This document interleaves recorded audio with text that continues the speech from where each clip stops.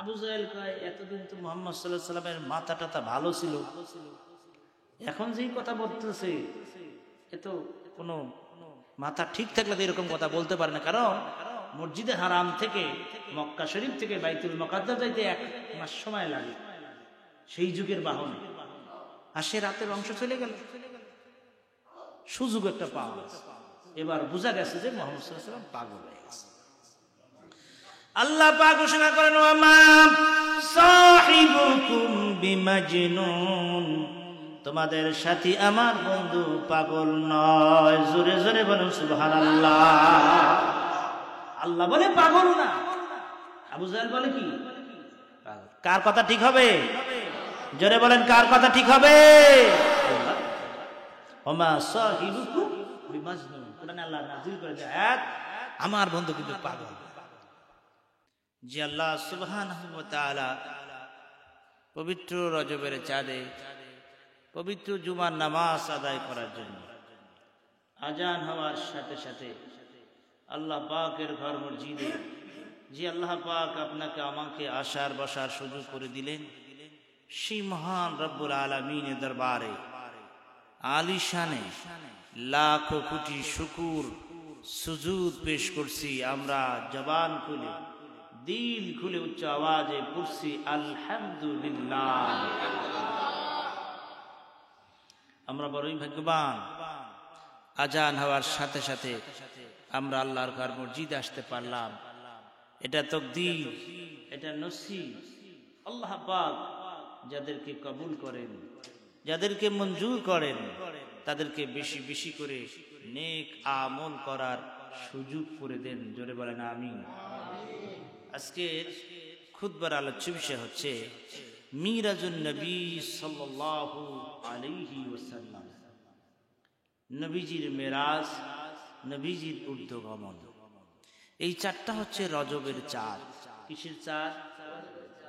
রজবের চাঁদ যখন আগমন করত তখন রাসূল পাক সাল্লাল্লাহু আলাইহি ওয়াসাল্লাম দোয়া পড়তেন। প্রণামার সাথে আল্লাহুম্মা বারিক লানা ফি রজব ওয়া শাবান ওয়া বাল্লিগনা রমাদান। আল্লাহুম্মা বারিক লানা ফি রজব ওয়া শাবান ওয়া বাল্লিগনা রমাদান। আয় আল্লাহ, আপনি রজব এবং শাবান মাসের বরকত দান করুন, রমজান পর্যন্ত আমাদের হায়াতকে বৃদ্ধি করে দিন। আমিন। অপর হাদিসের সে আল্লাহ নবী ইরশাদ করেন, রজব হচ্ছে আল্লাহর মাস। রজব কার মাস? আল্লাহ। আর এরপর হচ্ছে শাবান মাস, হচ্ছে নবীজির মাস। শাবান মাস কার মাস? আর রমজানুল মুবারক হচ্ছে নবীজির উম্মতের মাস। বলেন না সুবহানাল্লাহ। রজব মাস কার মাস? আল্লাহর মাস। শাবান মাস কার মাস? নবীজির মাস। রমজান মাস,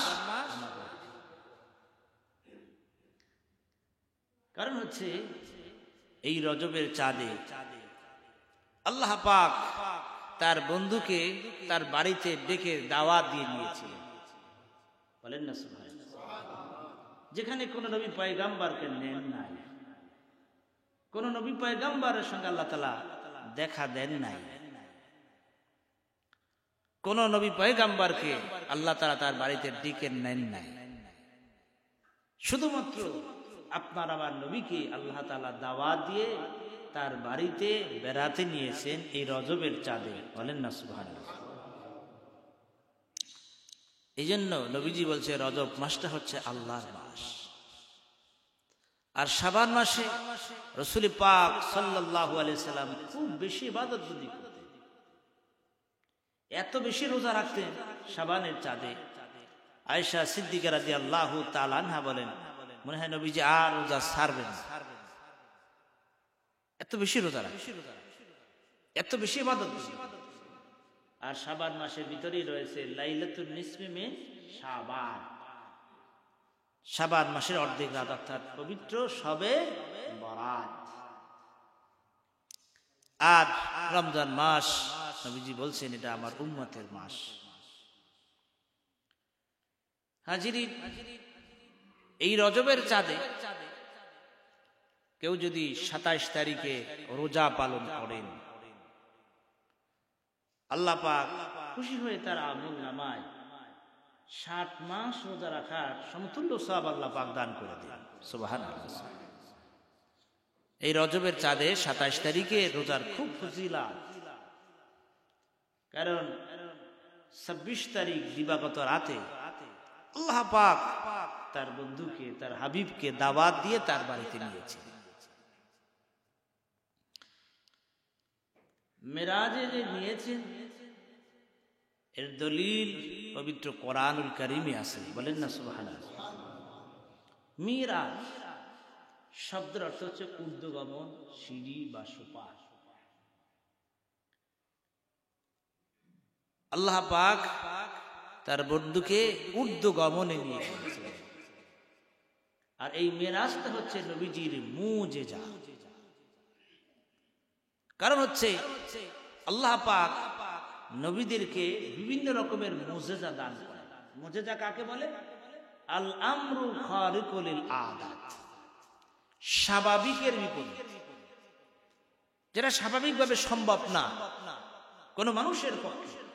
এরকম অলৌকিক কিছু ঘটনা যদি সংঘটিত হয়, এটাকে নবীদের মাধ্যমে যদি সংঘটিত হয়, এটাকে বলা হয় মুজিজা। আর আল্লাহর বিশেষ বান্দা ওলি আউলিয়াদের মাধ্যমে যদি কোনো অলৌকিক ঘটনা সংঘটিত হয়, এটাকে বলা হয় কারামাত। কি বলা হয়? কারামাত। নবীদের মুজিজা যেভাবে সত্য, ওলি আউলিয়াদের কারামতও সত্য। তাই আল্লাহ পাক আপনার আমার নবীকে অসংখ্য অগণিত মুজিজা দান করেছিলেন। নবীদের, আপনার আমার নবীর সবচেয়ে বড় মুজিজা হচ্ছে কোরআনুল কারীম। বলেন না সুবহানাল্লাহ। কোরআন শরীফ সবচেয়ে বড় মুজিজা। এরপরই অলৌকিক ঘটনার ভিতরে এই মেরাজ। কারণ স্বাভাবিকভাবে একটা মানুষ, একজন মানুষ, তিনি ঊর্ধ্ব আকাশে ওঠা সম্ভব নয়। ঊর্ধ্ব আকাশে আগুন আছে, অক্সিজেন নাই, কি করে একজন মানুষ ঊর্ধ্ব আকাশে উঠে যায়?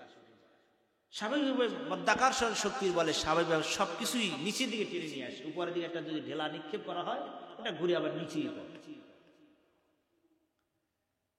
মাধ্যাকর্ষণ শক্তি বলে কি করে? আল্লাহ পাক তার বন্ধুকে মেরাজে নিলেন। বিষয়টি বিস্ময়কর, আশ্চর্য।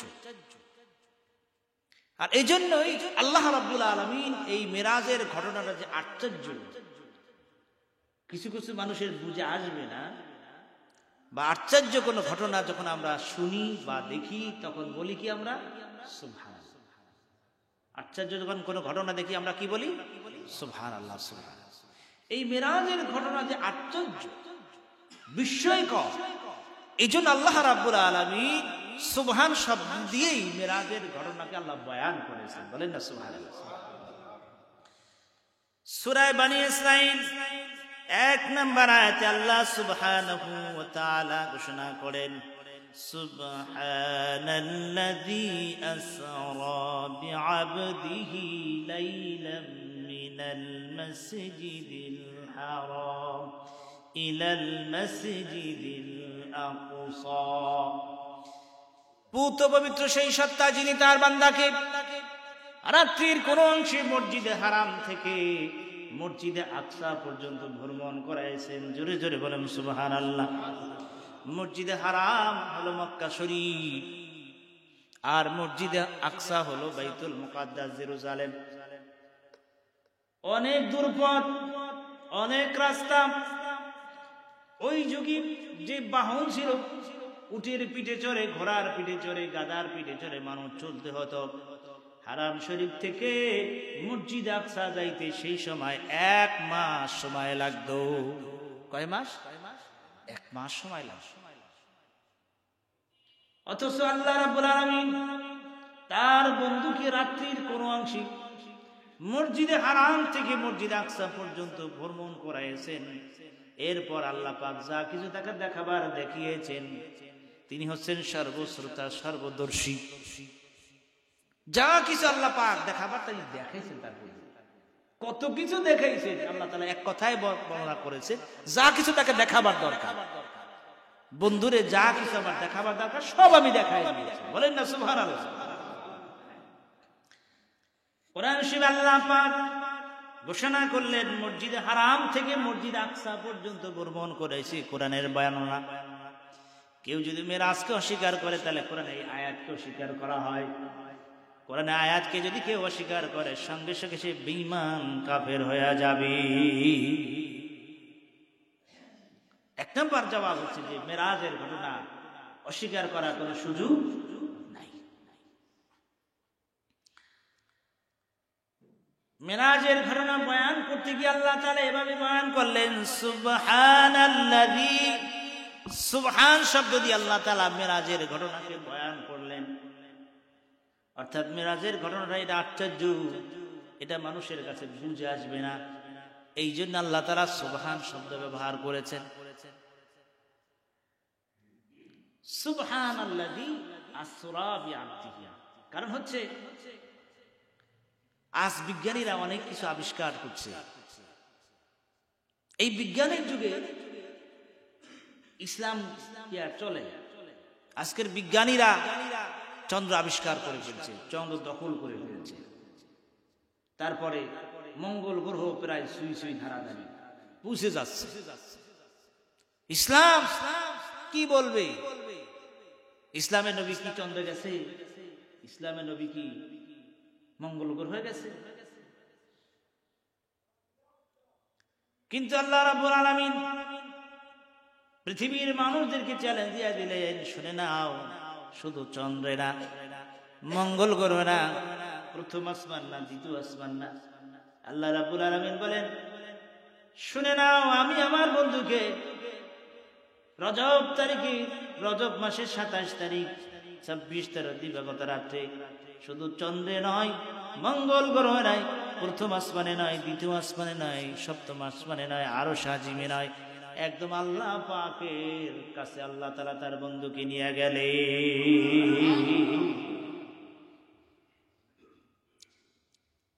আল্লাহ রাব্বুল আলামিন তার বন্ধুকে তার বাড়িতে নিয়ে গেলেন। আজকের বিজ্ঞানীরা আবিষ্কার করছে তাহলে উপরে উঠা যায়, তাই তারা চন্দ্র আবিষ্কার করার, মঙ্গল গ্রহ আবিষ্কার করার, প্রথম আসমান খোঁজার চেষ্টা করতেছে। আর আজ থেকে 1500 বছর আগে আল্লাহ পাক আপনার আমার নবীকে সব কিছু ঘুরাই ঘুরাই দেখিয়ে দিয়েছেন, বলেন না সুবহানাল্লাহ। আজকেরও কিছু মানুষ আছে মেরাজের বিষয়টা নিয়ে বুঝার ক্ষেত্রে বিভিন্ন রকম বক্তব্য দিয়ে থাকে, যে নবীজির মেরাজ হয়েছে স্বপ্নে। মেরাজের বিষয়টা নিয়ে বিভিন্ন রকমের বক্তব্য রয়েছে। পরিষ্কার কথা হলো, স্বপ্নে যদি কেউ বলে আমি আসমানে ঘুরে আসলাম, স্বপ্নে দেখলাম আমি আসমানে উঠতেছি, অবিশ্বাসের কিছু আছে? সত্য হতে পারে। স্বপ্নে যদি কেউ বলে আমি দেখেছি আমি যে মক্কা শরীফ জিয়ারত করতেছি, হতেই পারে। স্বপ্নে মানুষ অনেক কিছু দেখতে পারে, এটা কোনো আশ্চর্যের বিষয় না। যদি কেউ বলে এই তো আমি ফজরের নামাজ বাইতুল্লাহর ইমাম, কাবার ইমামের পিছে করে এই তো চলে আসলাম, তখন প্রশ্ন, এইটা তো সম্ভব না। এখান থেকে যদি সৌদি এয়ারলাইন্সে চলে যান তাও 6 ঘন্টা সময় লাগে, 6 মিনিটে যাওয়া কোনোভাবে সম্ভব? সেরকম যান এখন পর্যন্ত আবিষ্কার হয়, হতে পারে কিয়ামতের পূর্বে। আল্লাহ রাব্বুল আলামিন তার বন্ধুকে তিনি সশরীরে মেরাজে গেছেন, স্বপ্নে নয়। স্বপ্নে যদি হতো এটা আশ্চর্যের কোনো বিষয় ছিল না। সশরীরে যখন মেরাজের কথাটা এসেছে তখন বিষয়টা আশ্চর্য। এই জন্য আয়েশা সিদ্দিকা রাদিয়াল্লাহু তাআলা আনহা থেকে হাদিস বর্ণিত আছে, প্রায় 31 জন সাহাবী থেকে মেরাজের উপর হাদিস বর্ণনা করা আছে। এর ভিতরে নবীজির মেরাজ হয়েছে অনেকবার, কিন্তু সশরীরে হয়েছে একবার। নবীজির স্বপ্নে আল্লাহর দিদার হয়েছে, মেরাজ হয়েছে অনেকবার, কিন্তু স্বপ্নে বাস্তবে হয়েছে একবার। এটা আহলে সুন্নাতের আকীদা। আকায়েদের কিতাবের ভিতরে পরিষ্কার করে কথা উল্লেখ করা আছে।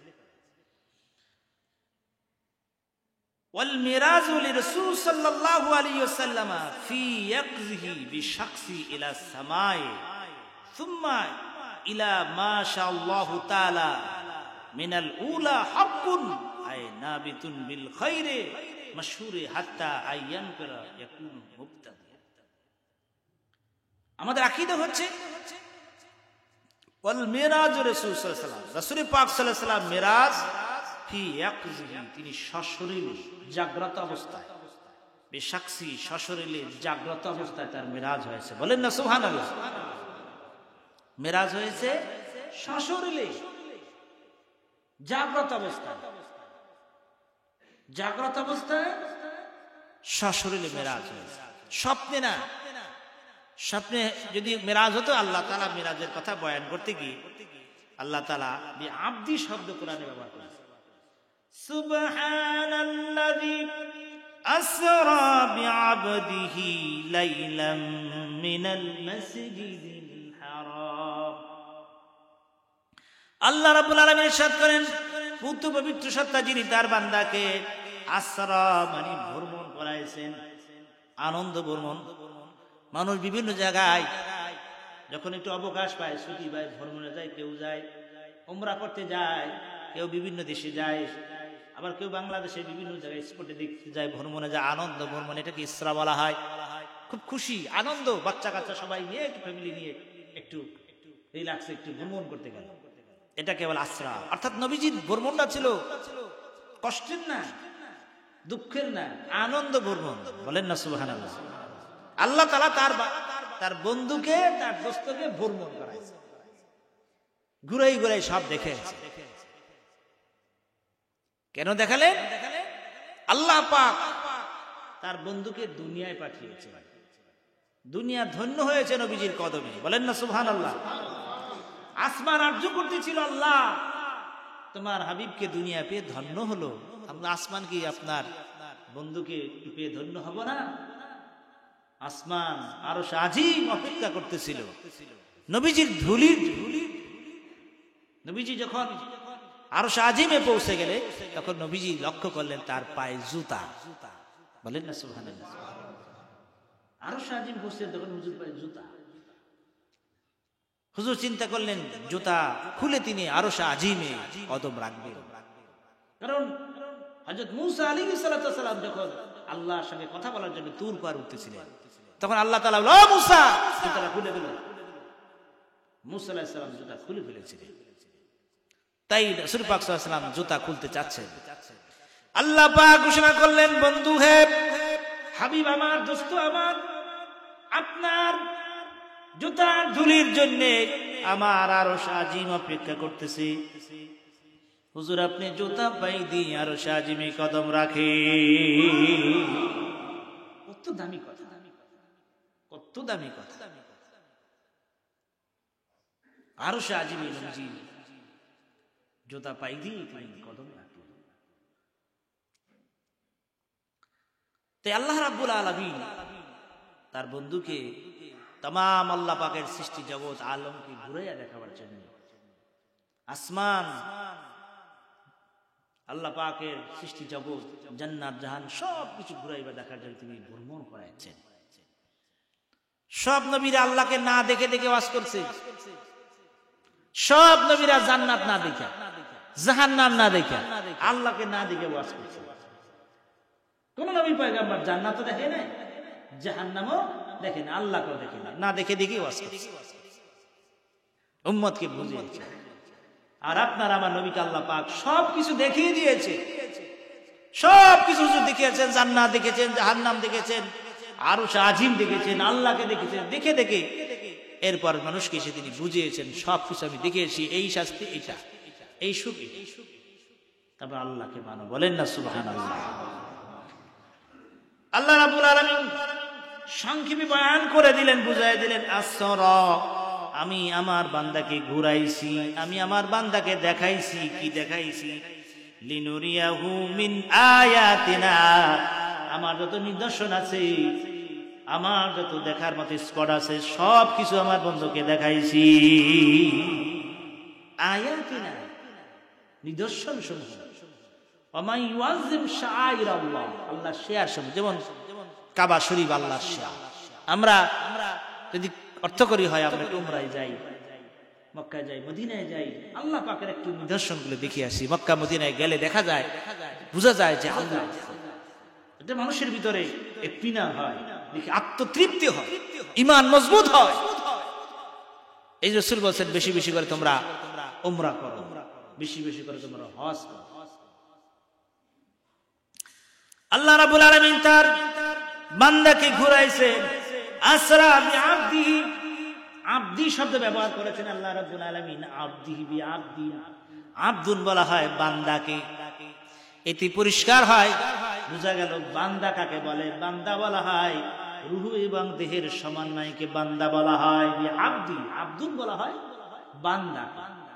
অর্থাৎ জি, একজন মানুষ দেহ এবং রূহ সমন্বয়, এরকম ব্যক্তিকে আব্দুন বলা হয়। যদি আল্লাহ পাক শুধু নবীজির রূহকে অর্থাৎ অন্তর্চক্ষু বা ঘুমের ঘরে স্বপ্নে মেরাজে করতেন, ঘুরাইতেন, দেখাইতেন, তাহলে আল্লাহ তাআলা এখানে ব্যবহার করতেন আসরা বি রূহি, আমি আমার বান্দার রূহকে ঘুরাই ঘুরাই সব দেখাইছি।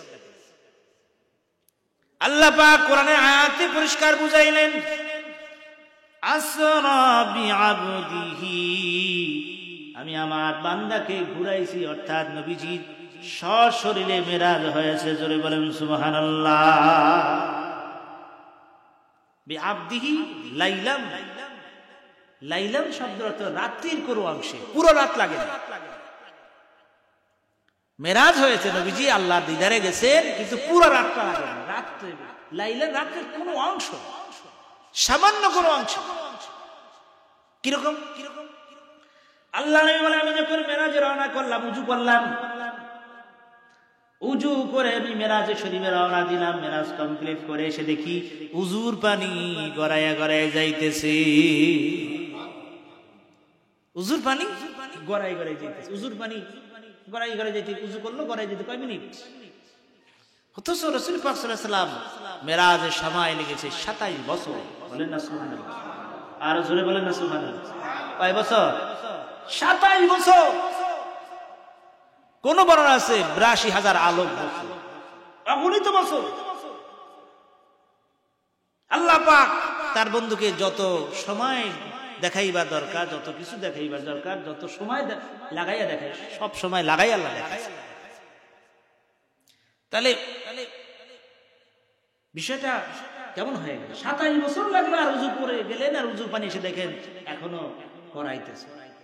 হুজুর যেই বিছানায় ঘুমানো ছিলেন, বিছানা থেকে উঠলেন, উঠে গেলে মেরাজ কমপ্লিট করে সেটা সেই বিছানা এখনো গরম আছে। বলেন না সুবহানাল্লাহ। দরজা থেকে বের হয়ে গেলেন, দরজাতে ধাক্কা লাগছে, দরজাতে কাঁপতেছিলেন, মেরাজ কমপ্লিট করে এসে দেখে মেরাজ দরজাটা এখনো কাঁপে। অথচ হুজুর বলেন 27 বছর আমি মেরাজ কমপ্লিট সময় লাগেছে, 27 বছর। অর্থাৎ দরজাটা কি 27 বছর কাঁপতে? বিষয়টা হলো আল্লাহ পাক তার বন্ধুকে যখন দাওয়াত দিয়ে তিনি নেওয়ার জন্য ফেরেশতা জিবরাইলকে পাঠালেন, বোরাক পাঠালেন, সঙ্গে সঙ্গে হুজুর যখন রওনা দিলেন, দুনিয়াটা সব স্টপ করে দিলেন, বন্ধ করে দিলেন। দুনিয়া স্টপ হয়ে গেল, বন্ধ হয়ে গেল। রাত 3:30 স্টপ। আল্লাহ পাক এই দুনিয়ার চাবি কার কাছে? আসমান জমিন সৃষ্টি জগতের চাবি কার কাছে? আল্লাহ সব বন্ধ করে দিল, সব স্টপ, সব বন্ধ। যে যেখানে যে অবস্থায় ওই অবস্থায় কন্টিনিউ চললো হুজুরের বাহন, হুজুরের যাত্রা, নবীজির যাত্রা চলছে। আবার যখন দীর্ঘ 27 বছর মেরাজ কমপ্লিট করে নবীজি যখন চলে আসলেন, সঙ্গে সঙ্গে 3:31 থেকে আবার দুনিয়া শুরু হয়ে গেল। দুনিয়াটা বন্ধ ছিল। এই জন্য আল্লাহ পাক এভাবেই বিষয়টা বয়ান করলেন। এক কথা আল্লাহ বললেন লাইলাম, রাত্রির সামান্য অংশ, হাজিরিন, বিষয়টা মূলত বুঝে আসে না। আশ্চর্য বিষয়, যিনি বুঝে আসবে তিনি ইমানদার, তিনি হবেন সিদ্দিক। আর যার বুঝে আসবে না সে হলো আবু জাহেল। আবু জাহেল প্রত্যেকদিন হুজুরের কাছে যাইতে, হুজুরে গিয়ে বিভিন্ন বিষয়ে প্রশ্ন করতে, হাজার প্রশ্ন। চালাক মানুষ তো, লিডার তো, এই জন্য হুজুরের কাছে গিয়ে উল্টা পাল্টা জিজ্ঞাসা করত। যেদিন হুজুর মেরাজ কমপ্লিট করে আসলে ওই দিন সকালে গিয়ে হুজুর সকালবেলা কাবার হাতিমে হুজুর মেরাজের কথাগুলো বয়ান করতেছে। আবু জাহেল বললেন, ইয়া মুহাম্মদ, আজকের কোন নতুন কথা আছে? কারণ আবু জাহেল জানে মুহাম্মদ সাল্লাল্লাহু আলাইহি ওয়াসাল্লাম নতুন নতুন কথা বলে। আজকের নতুন খবর কি আছে বলেন? আল্লাহ নবী বললেন, চাচাজি, নবীজির আপন চাচা আবু জাহেল, নবীজির বংশের চাচা, তার বাপের বয়স এই হিসাবে নবীজি চাচা সম্বোধন করতেন। কিন্তু তার নবীজির বাপ চাচা যে 10 জন, এর ভিতরে আবু জাহেল। হ্যাঁ, আজকে নতুন কথা আছে। কি আছে চাচা শুনেন? এই তো রাত্রের শেষ অংশে জিবরাইল আমার কাছে আসে। জিবরাইল এসে আমাকে বোরাকে চড়াইলেন, একটানে আমাকে বাইতুল মুকাদ্দাসে নিয়ে গেলেন। সেখানে গিয়ে আমি ইমামতি করলাম। এরপর সেখান থেকে আমাকে সপ্তম আকাশ পাড়ি দিয়ে আল্লাহর বাড়িতে নিয়ে গেলেন। সেখানে দীর্ঘ 27 বছর কাটাইলাম। জান্নাত দেখলাম, জাহান্নাম দেখলাম, আল্লাহকে দেখলাম, সব কিছু দেখে দেখে এই তো ফজর আগে চলে আসলাম। বলেন না সুবহানাল্লাহ। আবু জাহেল কয়, এতদিন তো মুহাম্মদ সাল্লাল্লাহু আলাইহি ওয়াসাল্লামের মাথা টাথা ভালো ছিল, এখন যেই কথা বলতেছে এ তো কোনো মাথা ঠিক থাকলে তো এরকম কথা বলতে পারে না। কারণ মসজিদে হারাম থেকে মক্কা শরীফ থেকে বাইতুল মুকাদ্দাস যাইতে 1 মাস সময় লাগে, সেই যুগের বাহনে। আর সে রাতের অংশ চলে গেল, সুযোগ একটা পাওয়া গেছে। এবার বোঝা গেছে যে মুহাম্মদ সাল্লাল্লাহু আলাইহি ওয়াসাল্লাম পাগল হয়ে গেছে। আল্লাহ পাক ঘোষণা করেন, ওয়া মা সাহিবুকুম বিমাজনুন, তোমাদের সাথী আমার বন্ধু পাগল নয়। জোরে জোরে বলুন সুবহানাল্লাহ। আল্লাহ বলে পাগল না, আবু জাহেল বলে কি পাগল। কার কথা ঠিক হবে? জোরে বলেন, কার কথা ঠিক হবে? ওয়া মা সাহিবুকুম বিমাজনুন, কোরআনে আল্লাহ নাযিল করে যে আয়াত, আমার বন্ধু কিন্তু পাগল।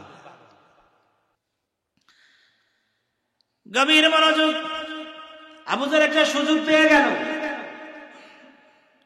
এরপর চিন্তা করল, বিভ্রান্ত করা দরকার। কাকে আগে করবো? মুহাম্মদ সাল্লাল্লাহু আলাইহি ওয়াসাল্লামের কাছে যে লোকটা থাকে বেশি, তাকে। সে হচ্ছে হযরত আবু বকর সিদ্দিক রাদিয়াল্লাহু তাআলা আনহু, যে নবীজির সবচেয়ে কাছে, নবীজির হাতে প্রথম যুবকদের ভিতরে মুসলমান, নবীজির চলার সাথী, নবীজির হিজরতের সাথী, গুহার সাথী, রওজার সাথী। জোরে বলেন সুবহানাল্লাহ। পৃথিবীর ভিতরে সবচাইতে দামি মানুষ নবীজির পরে যিনি, তিনি হলেন হযরত আবু বকর সিদ্দিক রাদিয়াল্লাহু তাআলা। এমনি কি সিদ্দিক হয়েছে? নবীজির উপর কত ভালোবাসা, নবীজির উপর কত ঈমান, নবীজির জন্য কত কুরবানি। এমনি কি এত দামি মানুষ হয়েছে? নবীজির পাশে তার রওজায় জায়গা হয়েছে। হযরত আবু বকর সিদ্দিক রাদিয়াল্লাহু তাআলা আনহু, তিনি ওফাতের পূর্বে বলেছিলেন হযরত আলীকে, হযরত ওমরকে, আমার ওফাতের পরে আমার গোসল কমপ্লিট করায় জানাজা দিয়া হুজুরের কাছে, রওজার কাছে নিয়ে যাবা, নিয়ে হুজুরকে জিজ্ঞাসা করবা, ইয়া রাসূলুল্লাহ, হাবিবাল্লাহ, আপনার সাথী আপনার আবু বকর আপনার পাশে একটু জায়গা চায়, আপনি যদি অনুমতি দেন তাহলে আপনার পাশেই তার জায়গা হবে, আর অনুমতি যদি না দেন তাহলে ওই জান্নাতুল বাকি পাবে। তোমরা এইভাবেই করে নিবা। হুজুর যদি অনুমতি দেয় তাহলে হুজুরের পাশে, হুজুর অনুমতি না দিলে যেখানে সে তোমরা সেখানে আমাকে দাফন করে দাও, আমার আপত্তি না। হযরত আলী বলেন, হযরত ওমর বলেন, হযরত আবু বকর সিদ্দিক রাদিয়াল্লাহু তাআলা আনহু গোসল কমপ্লিট করে জানাজা দিয়ে আমরা তার খাট লাশকে হুজুরের রওজার পাশে নিয়ে যাই। এরপর হযরত আলী বলেন, হযরত ওমর বলেন, আমরা হুজুরের কাছে দোয়া করলাম, আরজু করি, ইয়া রাসূলুল্লাহ, হাবিবাল্লাহ, আপনি অনুমতি দেন, আপনার পাশে হযরত আবু বকর একটু জায়গা চাই, অনুমতি দেন। হুজুরের রওজা থেকে কোনো সাড়া নাই, কোনো শব্দ নাই, কোনো আওয়াজ নাই। হযরত আবু বকর, হযরত ওমর হযরত ওমর হযরত আলী চিন্তা করলেন এত তাড়াতাড়ি হুজুর আবু বকর কি ভুলে গেল? বলেন না সুবহানাল্লাহ। এত তাড়াতাড়ি হুজুর ভুলে গেল? তাহলে বুঝা গেল যে তারা হুজুরের ওফাতের পরও বিদায়ের পরও সাহাবায়ে কেরাম নবীজির সঙ্গে কথা বলতেন। বলেন না সুবহানাল্লাহ। আমার নবী হলো হায়াতুন নবী। জোরে বলেন কি নবী? আরো জোরে বলেন কি নবী? হায়াতুন নবী, তিনি জিন্দা নবী। ওই রওজা থেকে তিনি আপনার আমার সবকিছু দেখেন, সবকিছু শোনেন। বলেন না সুবহানাল্লাহ। এই আকীদা, এই আমাদের বিশ্বাস আছে কি নাই? হুজুর বলেন আলা সালাতুকুম আলাইয়া বিল ওয়াসিতা, আমি সবকিছু শুনি, সবকিছু। কিছুক্ষণ পরে হযরত ওমর বলেন, হযরত আলী বলেন, আমরা দেখতে পাই হুজুরের রওজাটা থরথর করে কাঁপতেছে। রওজার ভিতর থেকে হুজুরে বলেন না সুবহানাল্লাহ। ই হলো হযরত আবু বকর হুজুরের রওজার পাশে জায়গা পেয়ে গেল। হযরত আবু বকর সিদ্দিক রাদিয়াল্লাহু তাআলা আনহুকে বিভ্রান্ত করার জন্য এবার মিস্টার আবু জাহেল ছুটলো যে হযরত আবু বকরকে কিভাবে বিভ্রান্ত করা যায়, কারণ সেই লোকটা নবীজি মুহাম্মদ সাল্লাল্লাহু আলাইহি ওয়াসাল্লামের কাছের লোক, তাই তাকে বিভ্রান্ত করার জন্য তার কাছে ছুটলো, গিয়ে বলল, ওই আবু বকর বাসায় আছো? জি আছি। বলেন কি সমস্যা? শুনছো কি হয়েছে? তোমাদের সাথী বলে, কি বলে, সে নাকি রাতের কি অংশে নাকি সে নাকি বাইতুল মুকাদ্দাসে গেছে, সে নাকি আল্লাহ বাড়ি দেখা টাকা করে নিয়ে চলে এসেছে। শুনছো? এতদিন জানতাম মাথাটা ঠিক আছে, এখন তো মনে আছে মাথাটা ঠিক নাই। হযরত আবু বকর সিদ্দিক রাদিয়াল্লাহু তাআলা আনহু বললেন, ও আবু জাহেল, আমাদের নবী এই কথা কি বলেছে? জি বলেছে, আমি নিজ কানে শুনে এসেছি। আজ আবু বকর বলেন, আল্লাহ নবী যদি কথা বলে থাকে তাহলে আমি কথাটা মেনে নিলাম, অসম্ভব নয়, হুজুরের মেরাজ সত্য। আরো জোরে বলেন না সুবহানাল্লাহ। কোথায় কথা বর্ণনা করতেছে? কাবার হাতে নিয়ে এখন বর্ণনা, চলো। এবার আবু জাহেল এবং হযরত আবু বকর সিদ্দিক রাদিয়াল্লাহু উভয় নবীজির কাছে আসার পরে আবু জাহেল বললেন, ইয়া মুহাম্মদ, তুমি তোমার মতো করে ওয়াজ করলে হবে, আমার মতো করে ওয়াজ করতে হবে। কি বলেন? আমি জানি তুমি কখনো বাইতুল মুকাদ্দাসে যাও না, হ্যাঁ, কিন্তু আজকে রাতে গেছি। আচ্ছা, যদি যাই থাকো তাহলে আমার কিছু প্রশ্ন আছে, যেটা হাদিসে বুখারী মুসলিম অসংখ্য হাদিসে বয়ান এভাবে এসেছে। আন আবি হুরায়রা রাদিয়াল্লাহু তাআলা قال قال رسول الله صلى الله عليه وسلم لقد رأيتني في الحزر قريش تسألوني عن مسرى فسألتني عن أشياء من بيت المقدس لم أثبتها فقربت كربا ما قربت مثله فرفع الله لي أنظر إليه ما يسألوني عن شيء زرب سبحان الله لقد رأيتني في الحزر হুজুর বলেন আমি আমাকে দেখতে পাইলাম। হাজরা মানে হাজরা সোয়াদ, কাবার পাশ, খাতিমে কাবা।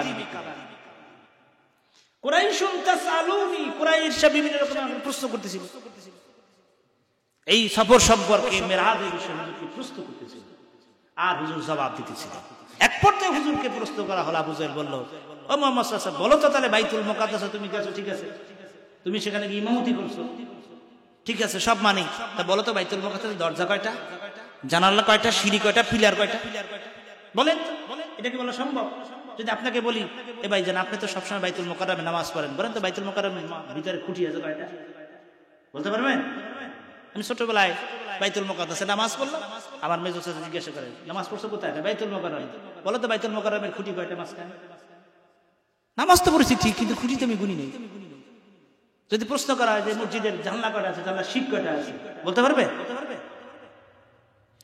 শিক কয়টা আছে, দরজা কয়টা আছে, এত গুণে যেটা কিনতে যায়, যেবার দেখতে আয় গুনে।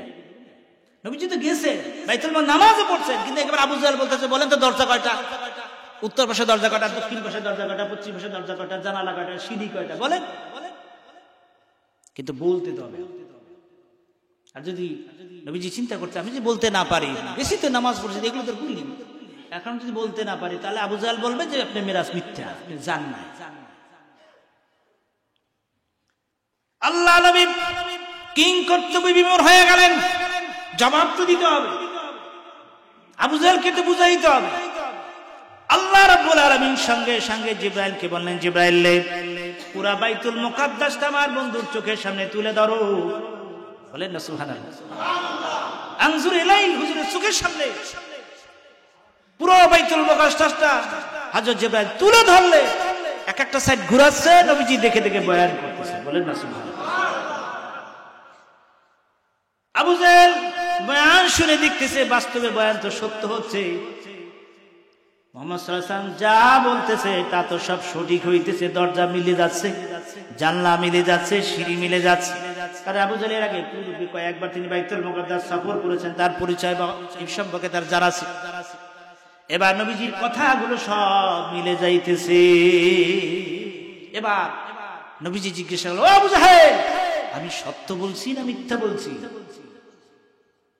আবু জাহেল বলেন, মুহাম্মদ তুমি বাইতুল মুকাদ্দাস সম্পর্কে বর্ণনা যা দিয়েছো তা সঠিক দিয়েছো, এতে কোনো সন্দেহ নাই। তবে তুমি যে আল্লাহর পাঠানো পয়গাম্বার এটা আমি মানি না।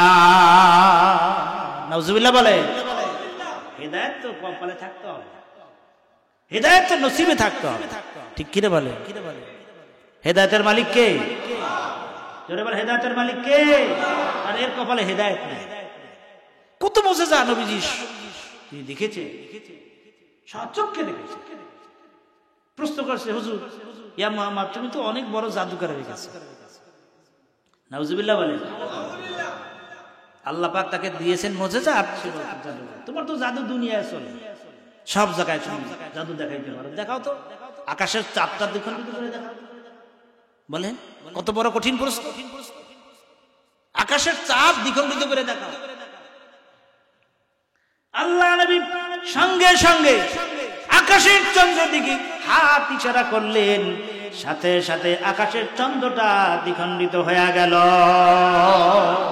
ইকতারাবাতি সাআতু ওয়ান শাক্কাল কমর, কোরআন বলছে কিয়ামত নিকটবর্তী, চন্দ্র দ্বিখণ্ডিত হয়েছে। নবীজি ইশারা সঙ্গে সঙ্গে চাঁদ দুই টুকরা হয়ে দুই পাহাড়ের দিকে চলে গেল। আবার নবীজি ইশারা করলেন, আবার চাঁদ মিলে গেল। আজ বিংশ শতাব্দীর বিজ্ঞানীরা সেই চন্দ্রে গিয়ে দেখলে যে চাঁদে এখনো সেই ফাটল আছে।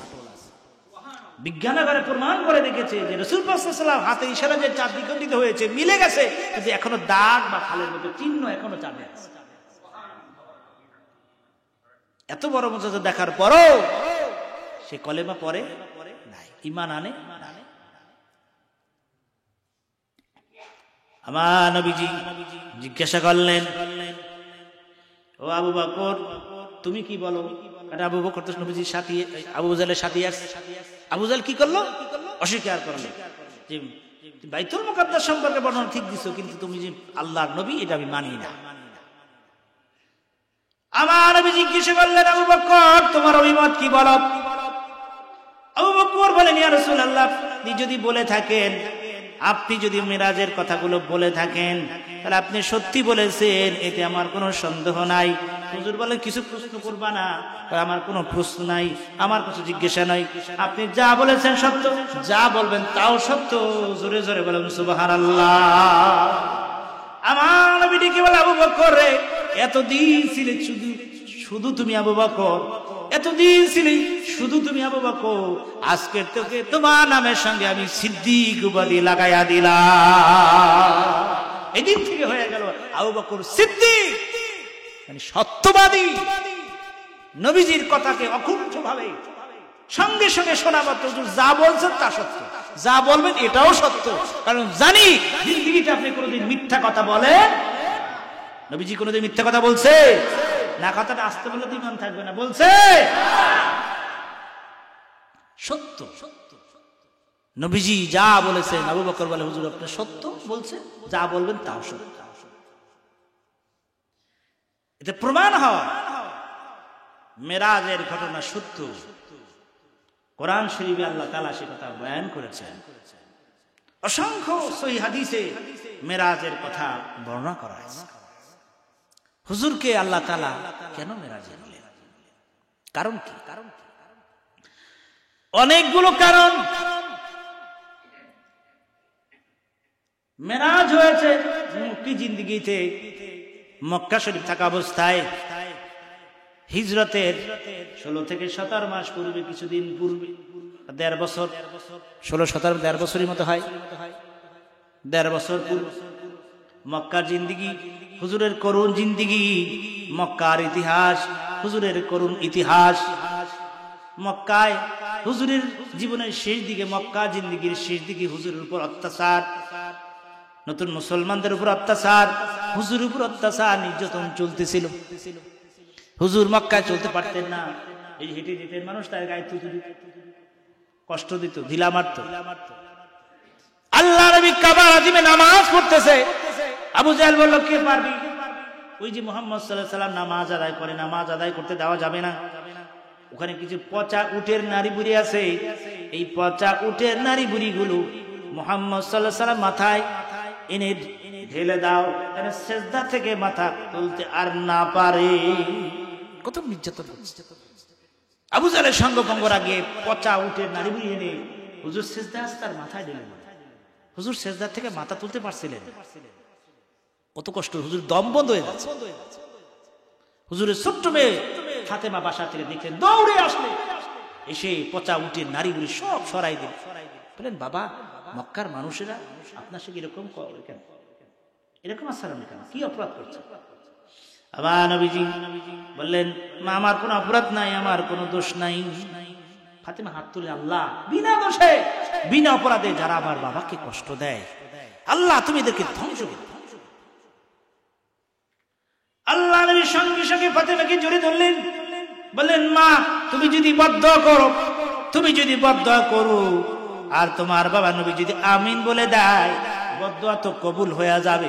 বদদুয়া যদি কবুল হয়ে যায়, तमाम মক্কার মানুষ যদি মরে যায়, तमाम মক্কার মানুষ যদি মরে যায়, তাহলে আমি কার কাছে পৌঁছাবো ঈমানি কলেমা? আমি কাকে দাওয়াত দেব? কোনদিন হুজুর বদদুয়া করে এভাবে নির্যাতনের পর নির্যাতিত হয়েছে। আল্লাহ আলামিন বাহিরে গার্জিয়ান ছিলেন আবু তালেব, তিনি ইন্তেকাল করলেন, মারা গেলেন। নবীজির ভিতরে গার্জিয়ান ছিলেন উম্মুল মুমিনিন হযরত খাদিজা কুবরা রাদিয়াল্লাহু তাআলা আনহা, তিনি ইন্তেকাল করলেন। হুজুর কিং কর্তব্য হয় তিনি তায়েফের দিকে তিনি দ্বীনের দাওয়াত দেওয়ার জন্য গেলেন। সেখানে তিনি নির্যাতিত নিপীড়িত হয়ে আসলেন। কোথায় যাবেন, কার কাছে যাবেন, কোথায় গিয়ে দ্বীনের দাওয়াত দিবেন? আল্লাহ পাক তার বন্ধুর এই অশান্ত মনকে শান্ত করার জন্য, আল্লাহ পাক তার হাবিবকে সান্ত্বনা দেওয়ার জন্য, আল্লাহ পাক তার বন্ধুকে অভয় দেওয়ার জন্য, তার বন্ধুর এই পেরেশানি দূর করার জন্য আল্লাহ পাক ডেকে বলে, জিবরাইল যাও যাও যাও, জান্নাত থেকে একটা বোরাক নিয়ে আমার বন্ধুর কাছে চলে যাও। আমার বন্ধুকে বোরাকে চড়ায়া আমার বাড়িতে আরশে আজিমে আমার বন্ধুকে নিয়ে আসো। জোরে জোরে বলুন সুবহানাল্লাহ। আল্লাহ পাক তার বন্ধুকে সান্ত্বনা দেওয়ার জন্য মেরাজে নিলেন। সুতরাং মেরাজের ঘটনা সত্য, এটা নবীজির মুজিজা, এটা মুসলমানদের একটা গৌরব।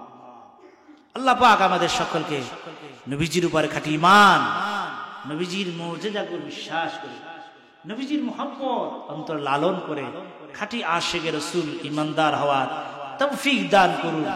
আমিন।